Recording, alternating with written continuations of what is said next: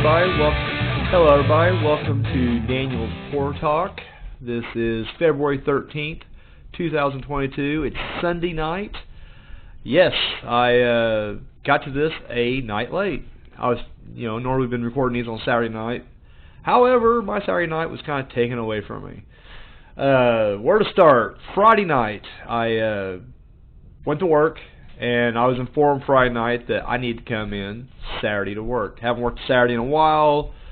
Wasn't a big deal. Only problem was, me and my girlfriend Angel, we had plans Saturday to go out to eat. Because, we had a sitter, so we was going to be able to do, our Valentine's Day a day early, or a couple days early.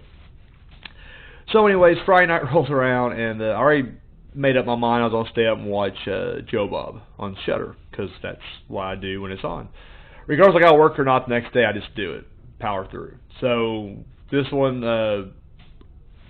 ended at 2, the special, and which isn't normally a big deal because I try to get a couple hours sleep, get up at 4 or whatever, but I had to go in an hour early. I actually worked 10 hours Saturday. I worked 5 to 3:30.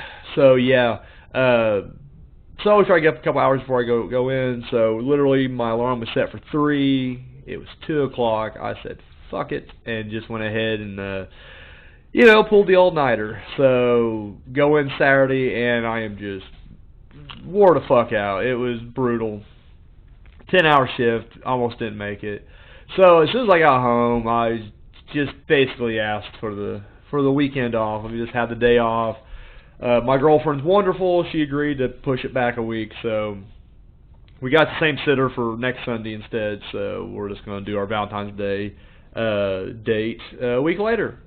Although we're still exchanging gifts, and I am taking her out to eat, not the romantic dinner, but we're going out to Wings and Rings because I'm a classy guy like that. So anyways, but she was very wonderful and understanding about it, and I fucking as soon as we got Adrian to bed last night. I crashed hard and slept a good 12 hours, and I ain't gonna lie, Daniel feels great, so taking a drink.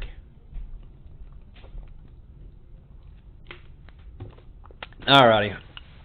That should be like a drinking game for you guys at home right there.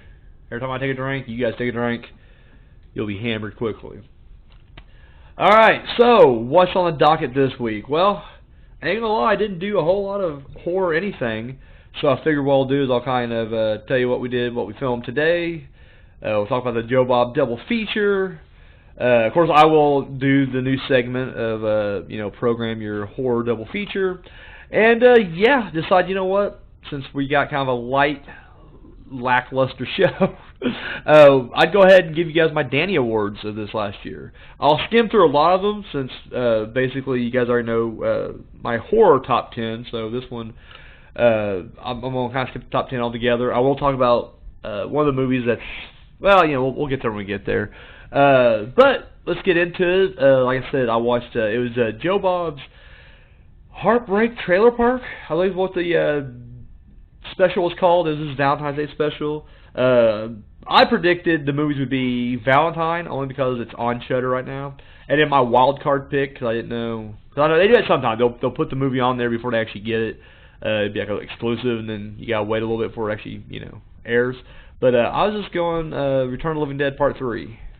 Got a bit of a romance plot through that, so it made sense to me. But did not get that. Instead, we got Black Roses, which I have never fucking heard about until Friday night.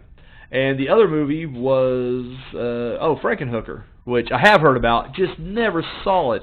Except I did see the opening of that, and I'll get to that a little bit later. But so yeah, he had Black Roses, which is basically this heavy metal band, or I should just say 80s hair metal band shows up, and of course they brainwash all the kids, and the teenagers start acting out, and it's up to this fucking teacher with his creepy Simon mustache to take down the band and everything else. And, it is what it is. I'm not going to lie. These are movies I probably wouldn't watch by myself. Well, at least this one. But when you watch them, Last Drive-In with the mutant family and you're live tweeting, there's just something different about it. Like, I don't know. It's just... you could literally watch a shitty... Like, to me, one of the shittiest horror films ever made was, like, When a Stranger Calls remakes, or like Exorcist Part 2. Like, these are bad movies, but if you put them on and then we live tweet and rip on them together, it makes it go down much smoother. So I feel like even like the movies I don't like, I will enjoy with the the Last Drive-In. And so something mediocre like this just is better because of the Last Drive-In experience. So movie thing is kind of fun. I did learn something though, because apparently there was a slew of these like heavy metal releases some satanic supernatural bullshit movies out there. Like, there was more than I thought there was. Because, I mean, the one everybody knows about, and to me the more famous one, is Trick or Treat. The film that has, quote-unquote, Ozzy Osbourne and Gene Simmons in it. If you guys have never seen the front cover of Trick or Treat, it has a title, Trick or Treat, but then above the title, it literally has Ozzy Osbourne and Gene Simmons starring in Trick or Treat. Like, they're headliners, right? Like, you watch this thing like you're going to watch a horror film with Ozzy Osbourne and Gene Simmons. And it turns out, no, that's not the fucking case at all. You get one scene with Gene Simmons. He plays a DJ. He gets killed, I think, if I'm not mistaken. Sorry, spoilers alert. But you don't ever see his body, so it's just an off-screen death. If I'm not mistaken, I've only seen this movie once or twice, and I've gotten rid of the DVD since, so wasn't a big fan. And then Ozzy just has a cameo, a funny cameo, but a cameo nonetheless. He's a preacher on TV. He has a little tiny snippet scene during the movie, and then post-credits, they got their money's worth out of him because they got him again.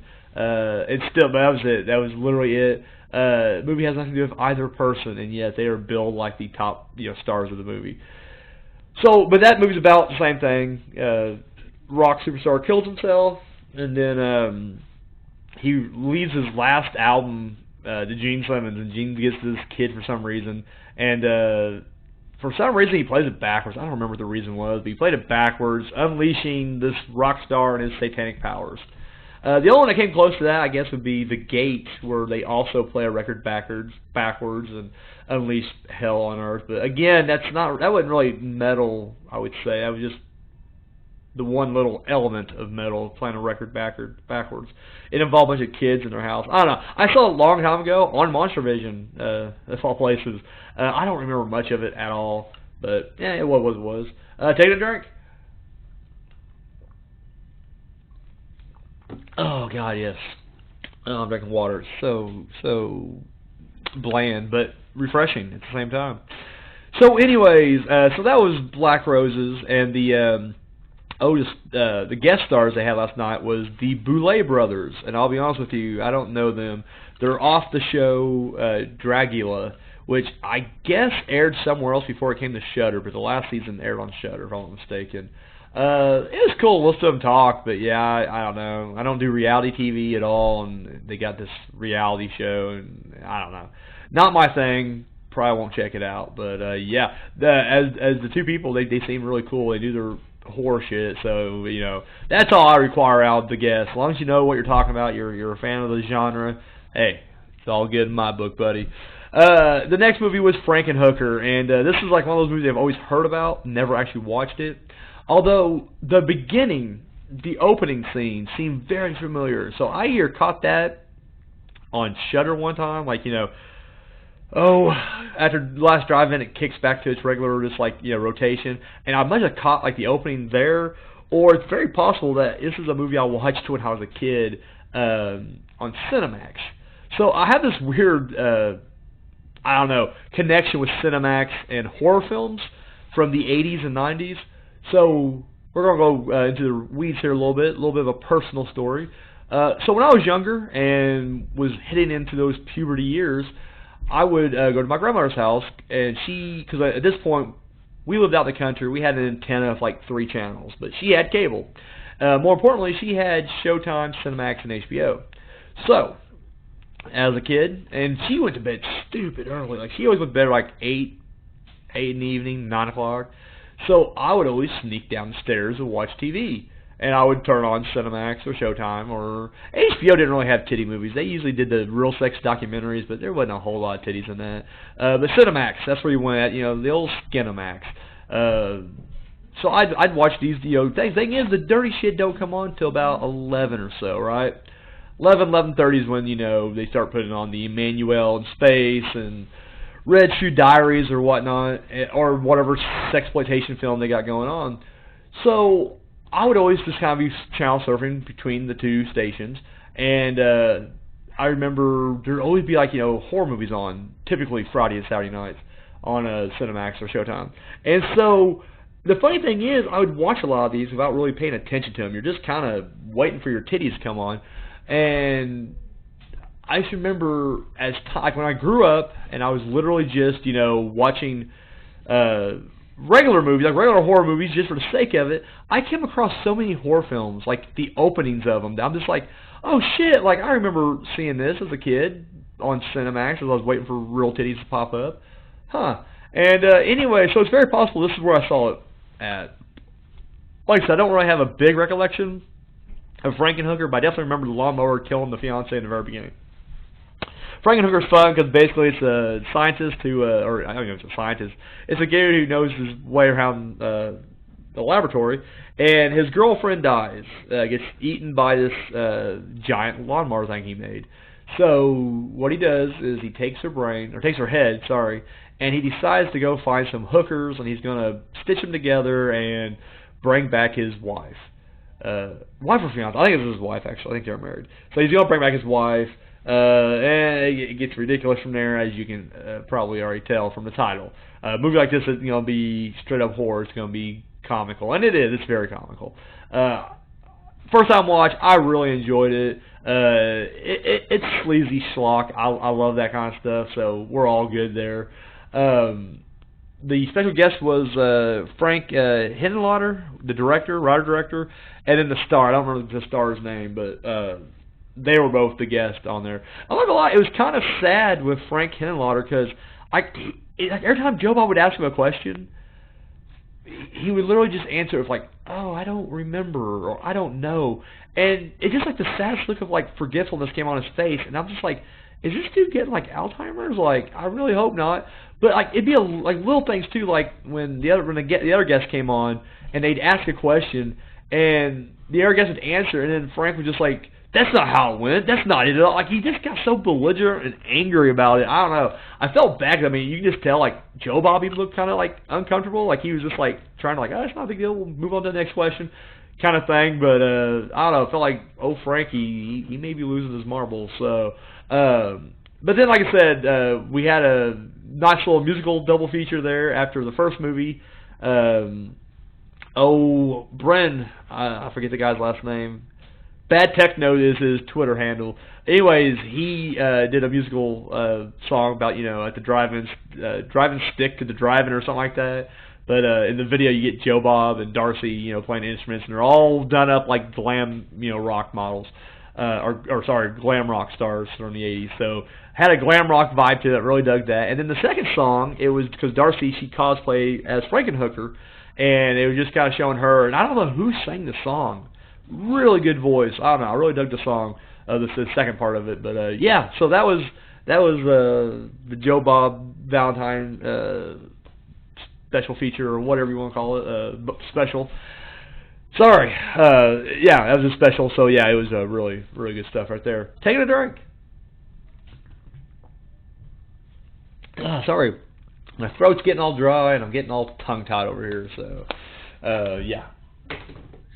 So, moving right along now, we're going to talk about the Danni Awards, my 2021. If I'm not mistaken, this is like my 10th, 15th Danni Award. So let me explain to you guys what the Danni Awards really is. Sorry, taking a drink. The Danni Awards was something we came up with back when I worked at this theater. I'll just go ahead and say it. Not a whole lot of people's watching and listening right now, so I think we're okay. But I worked at this place called the Premier Theater, right here in Bedford, Indiana, and made some movie friends. And one year, and actually the year 2007, we decided to come up with our own little award show for the place. And we were initially going to do some kind of actual show for it, and it fell through for whatever reason. But we were actually going to send out like invitations to Hollywood. Like, we got IMDb Pro, we were trying to, like, contact people or try to figure out people's address or their agent's address or something like that, but we were really wanting to, like, invite people to Bedford, Indiana, because we just thought that was the funniest thing. Like, I don't know, like one of the guests was gonna be Craig T. Nelson. I'll just throw that one out there, and I'll explain it in a second. But like, we just thought it'd be funny. Like, what if like Craig T. Nelson showed up to Bedford, Indiana for this award show? It wasn't even really an award show. It was literally just us sitting around in a movie theater, count these awards or whatever. And anyways, the reason Craig T. Nelson came up was he was actually a nominee. As stupid as that sounds. So it was me, my buddies, and then the fifth person. We had five of us all together. Was actually the manager of the place. And I'm not gonna lie, like we kind of threw him in there because we thought it'd be a different perspective. Like we were all young, and we thought like having someone older throw in their nominations on each of these would just kind of it offset a little bit, kind of give it a different thing. And it did. But my God, like the movie he was picking was just so fucking left field and weird. But when it came time for Best Supporting Actor, he nominated Craig T. Nelson because he was in Blades of Glory. And I'm just like, what the fuck? So anyways, yeah, Craig T. Nelson was a nominee, which I don't know. I guess it's not that bad, but it's just kind of funny to me. So anyways, what the Premiere Awards was initially was, we just came up with like, I don't know, like 12 or 13 awards, and we made nominations. And so as we're doing it, my buddy Tommy, he had his own awards he did for maybe a couple of years before that, but he called them the Tommy Awards. We're movie nerds at this place. I'll just go ahead and get that out of the way right now. I know normal people don't do this, but we're not normal people. We're movie nerds, so we do it. So anyways, he had his Tommy Awards, and as we were kind of talking, he goes, yeah. He goes, all the nominations or the nominees I made were all the Tommy winners. And he goes, just like yours, they're all the Danny winners. And I was just like, oh, I didn't even think about doing my own thing.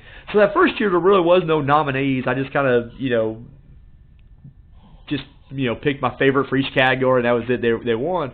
So that was kind of the inaugural Danni Awards, and from 2008 until today, every year, every time I watch a movie, I just jot down a notebook and I write down, who I liked, what I liked, or whatever, and then whittle it down to 5 nominees for each category, and then at the end of the year, or actually I always wait till February 1st of the following year, because I like to give myself an extra month to try to get as many movies I can get in that I may have missed. And in February, I go ahead and release them, and so that's why I've been doing it up till now. And there's been many changes throughout it. I mean, I never do. The nominees are just for me. I never actually list the nominees out there. So I'm just gonna go through my awards here, and I'll just let you know here they are. So the first up is the Golden Danny Award. Now the Golden Danny Award is basically like my lifetime achievement / icon / Hall of Fame award. Like I don't know what you want to call it. I came up with this a few years ago. I want to say it's like after we had the 10th Danny ceremony, if you will. The ceremony that's held on Facebook via post.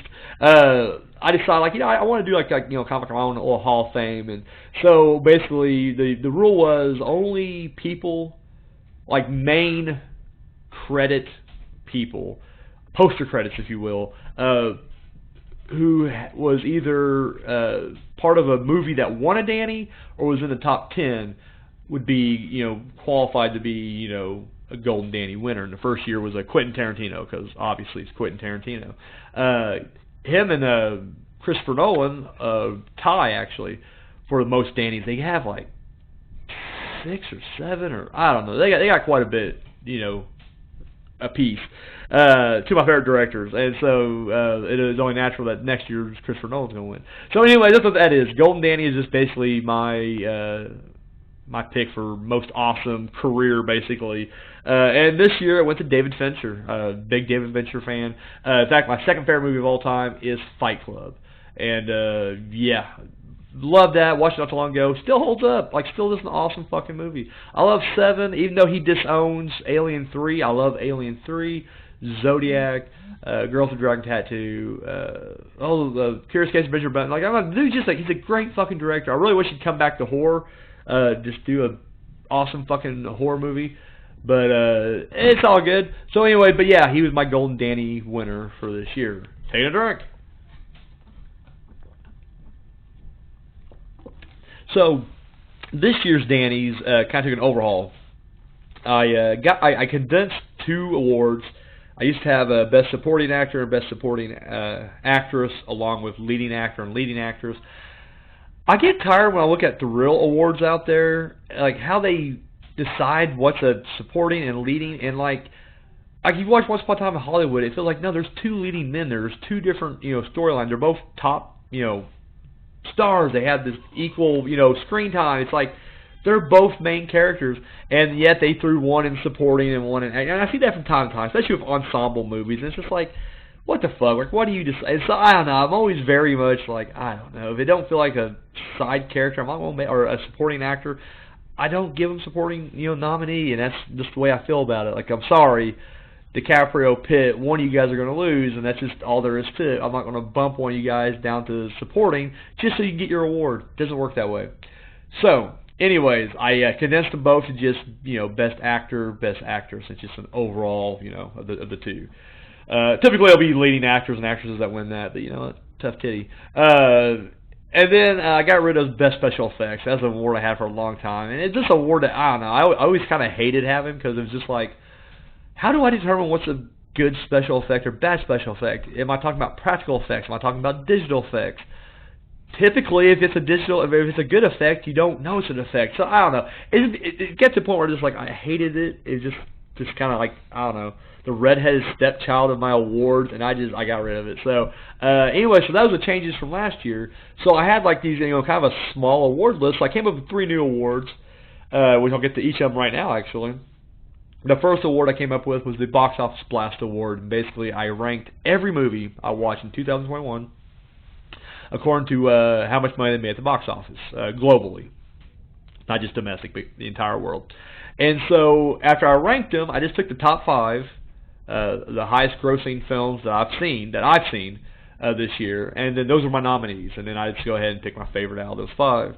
And so my pick this year, the winner of the Box Office Blast Award was Halloween Kills. It grossed like over 100-something million, so good for it. Did really good. And I like it. I already talked about this last week, so I won't go into details. But yeah, I'm just glad it was a movie I really liked that got it. That's the tricky thing about these 3 awards. They're all kind of left up to chance in a way. Like they're all based on a certain merit, and I don't know. Maybe the movies I didn't like will be the ones that kind of dominate these, so I may get stuck with like a movie that's like, But luckily, with each of these, were movies I like. So the second one is the Critical Darling Award, and I did the same thing, except this time I ranked them according to their Rotten Tomato scores.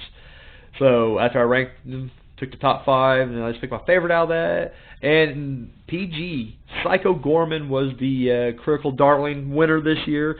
It had like a 92%, so really cool the critics actually dug that movie, because I mean, I just didn't feel like it was like, didn't think it'd be a Critical Darling, we'll just say that. But it was, so yay, lucky me. So PG, Psycho Gorman gets the Critical Darling Award.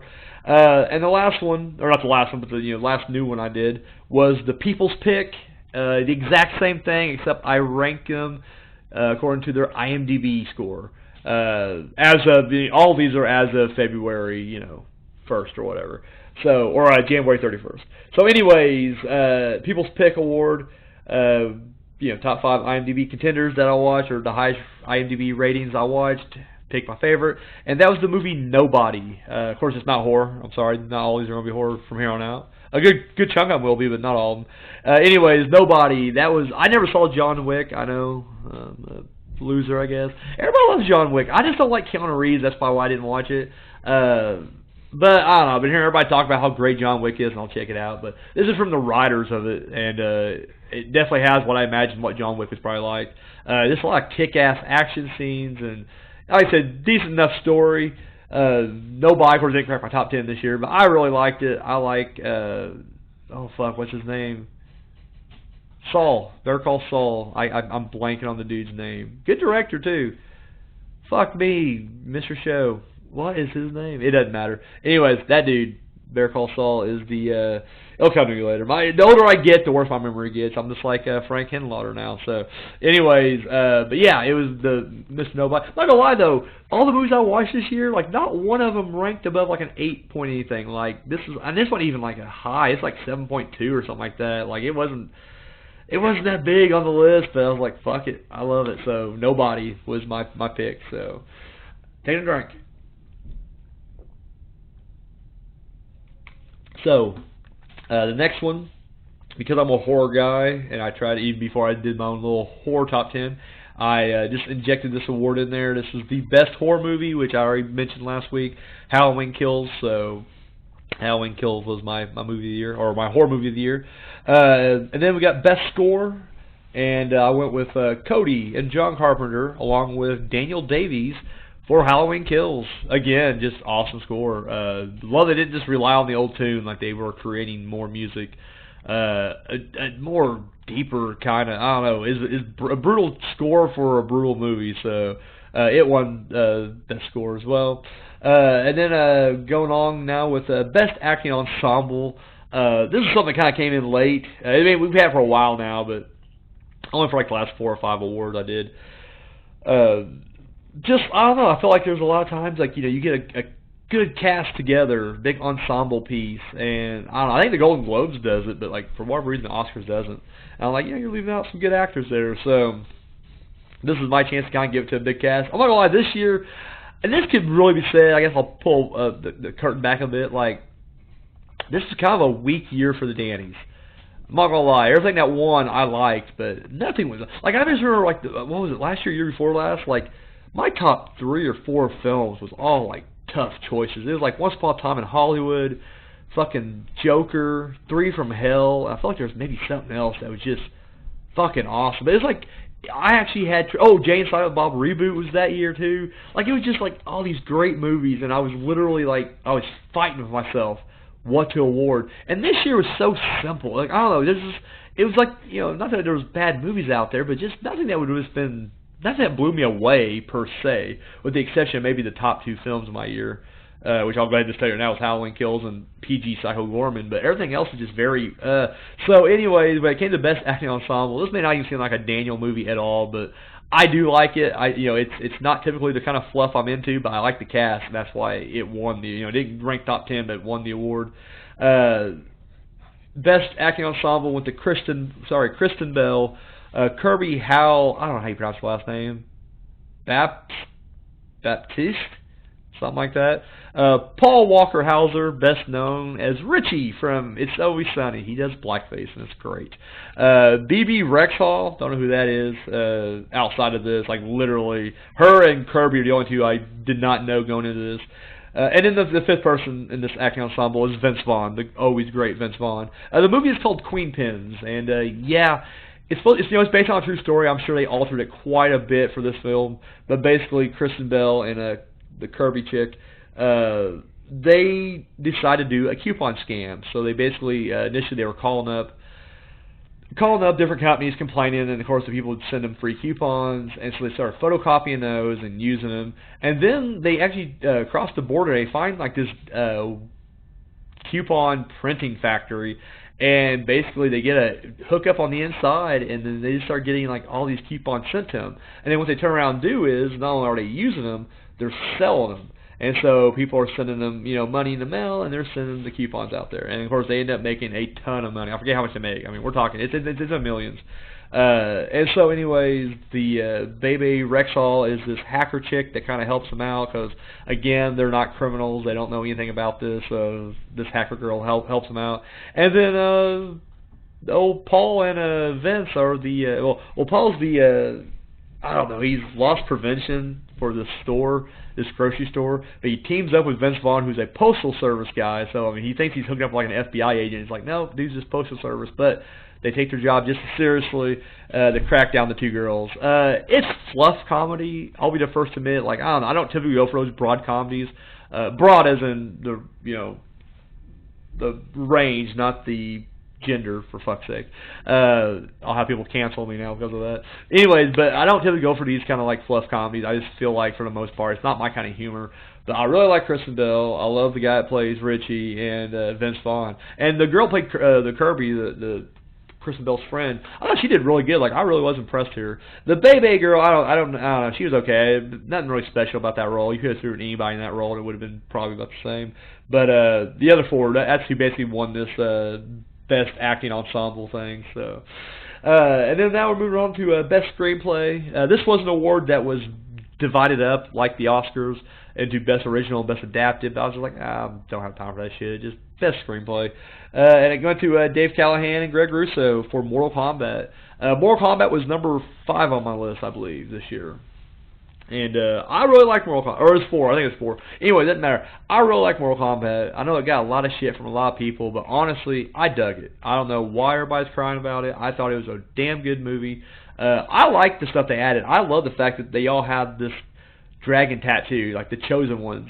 And it also explains how they get their powers. I like that. Like, I do like that they try to explain stuff and kind of ground it into reality, or at least into a sort of reality that has this like supernatural premise, I guess, in it. Yes, there's some issues I have with it. I didn't like that we didn't have Johnny Cage. I didn't like this new character they created because I thought that was stupid. I don't like the fact that I didn't mind it. This didn't have the tournament in it. I didn't say the fact that they killed everybody off, but then it's like you can bring them back. Like they're gonna bring them back. You know they're gonna bring them back for the tournament. So it just felt like when you watch it the first time or you watch it for a second time, it's just like there's no stakes really. I don't know. I just feel like. And I didn't really like the Goro CGI. I really wish they would have went practical with it, but I guess beggars can't be choosers. Taking a drink. So anyways, yes, I give it the best screenplay because I really dug the storyline. I love the different things they were doing with it. So best screenplay goes to Mortal Kombat. Best actress goes to Rebecca Hall for The Night House. I explained The Night House last week, and I thought Rebecca Hall did an incredible job. Again, her husband just committed suicide, and she's got this dark sense of humor, but you can see she's struggling as well. And it's just, I don't know, it's a very layered performance, and I don't know. I mentioned earlier how, like, it wasn't hard to pick winners, but honestly, even in a good year with great, choices, Rebecca Hall would have been a top contender easily. So, I mean, it was like, I don't know, she fucking killed it. And I don't even know who Rebecca Hall is. This movie makes me want to know more about her. I know she's done some other movies, and she did another horror film prior to this, but I don't know, the name didn't jump out at me until after I saw this movie. Best actor, this is where I'm going to get some flack, but I don't care. Josh Larson for Mortal Kombat. He played Kano, and I'll just say right now, like this year, there's not a single male performance where I'm just like, ooh, this guy's a good actor, or damn, give this guy the award. But this dude, literally, like, he brightened that movie up so much. Like, every time he's on screen, you're just, I don't know, he's a bad guy, you're supposed to hate him, and I love this dude. Yeah, there's no way, I mean, I don't care if they killed him off or not, I guess, what fucker, he's coming back next movie, and hope he beats the hell out of Sonya Blade, because that's how much I like this guy. The guy who played him was incredible. And, so anyways, yeah, best actor, Josh Larson. Best director, and I'm going to butcher his last name, but his name's Steven Konstanski. He did PG Psycho Gorman, and I went on for about 10-15 minutes about why I like him and his style of films. I won't go into detail this week, but yeah, he won Best Director in my opinion this year, and it's well deserved. Like I said, I love the style, I love the aesthetic. I like this. Like I said, it's like 1990s Saturday morning live action Power Ranger cartoon mixed with brutality and horror and darkness. And he finds a perfect balance between the two. He really does. So, I don't know. He gets the award hands down. Take a drink. So, the next award is the Special Mention Award. I came up with this a few years ago. Basically, I noticed like I'd have a lot of movies listed. And as I'm doing the nominations, certain movies just wouldn't get picked that I thought was really good. But it got a ton of nominations. So basically what I did was just the movie that got nominated the most that did not win an award was the movie that would get the Special Mention Award. It's kind of like my runner-up prize, my silver Danny, if you will. Whatever you want to call it. I prefer to call it Special Mention Award. So the winner of the Special Mention Award this year went to Malignant. Malignant was a really good movie that I just don't get why everybody shit on it. I really don't. I'm sorry. I thought Malignant was just incredible, blah, blah, blah, blah, blah, and yet people crapped all over it. Like I said, mentioned it last week. Won't go too much this week. Listen to last week if you want me to go in detail on these horror films that are winning, because like I said, I did my top 10 horror films last week. So anyways, that leaves Best Picture, and I already mentioned it earlier. Best movie of the year was Halloween Kills. Surprisingly, but yeah, it won. So anyways, there you have it. That is the Dannies for 2021. And yeah, just wait till next year. haven't seen anything for 2022 yet. Like, the only two that's on the docket that I want to see so far is Scream and Jackass Forever. I hope Jackass just dominates the entire year, because fuck it. So anyways, I guess it's time to go ahead and program you guys a double feature that you guys can watch, and then yeah, we'll kind of call it quits this week. The double feature that I'll be having this week and programming it, we're gonna start off some trailers. You're gonna throw a trailer of Carrie on there first, kind of set the mood. Throw some Carrie on there, some Poltergeist with the second trailer, and then the original, by the way. In fact, all these are originals, just so you know. And then the third trailer would be Rosemary's Baby, and that's setting the stage for our first film, The Exorcist. This is a movie that had to grow on me, I'll be honest with you. I do like The Exorcist. I don't think it's as great as everybody else says it is, but it is an important film in horror history.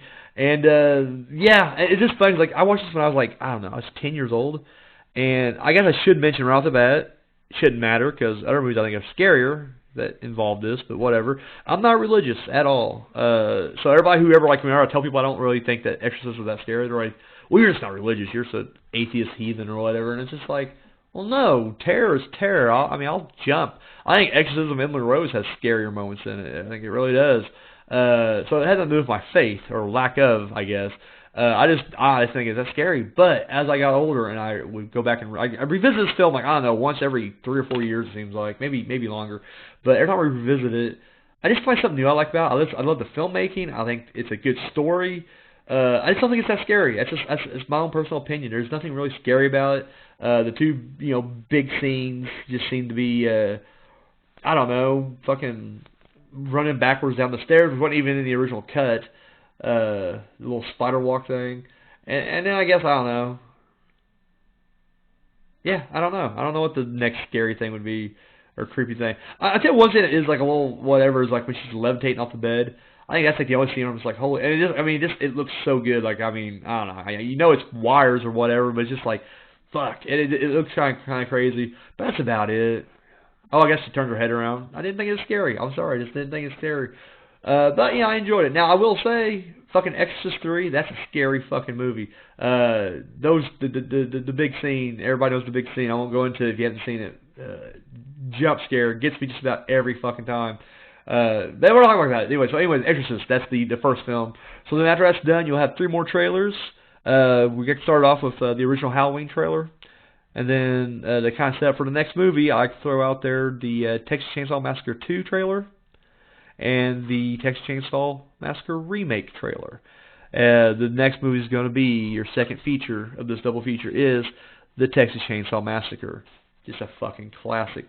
Not much you can more say about that. But I heard these are the 2 biggies right here. I feel like these are just 2 big horror films from the 70s that just dominate horror in general. And yeah, that's your double feature this week. So there you go. Quick recap: trailer of Carrie, Poltergeist, Rosemary's Baby, the feature film The Exorcist, and then the next 3 trailers will be Halloween, Texas Chainsaw Massacre 2, Texas Chainsaw Massacre remake, and then follow that up with the Texas Chainsaw Massacre. So there you go. There's your horror double feature of the week. Guys, that is all I got this week. I want to thank you guys for tuning in. We're picking up more steam than I thought we would. I will say that. I think we're getting most of our stuff off of YouTube. So, taking a drink. I think we're getting more followers on YouTube. But, yeah, I know it's on Spotify. We're going up a little bit. On Anchor, because once again, I do this through Anchor. It has a breakdown of everything, so it's like, yeah, I'm getting more views than I thought I'd get, or sorry, more listens than I thought I'd get. So we're still small, but hey, that's how every cult starts, right? You start off small, you get traction. Before you know it, it's Jonestown Massacre, and that's what we're going for, guys. We're going for Jonestown Massacre. Not literally, but just, in terms of the size of cults, that's what I'm trying to gain right there. So, anyways, that's all I got this week. Guys, thank you for tuning in. That's all I got. Till next time.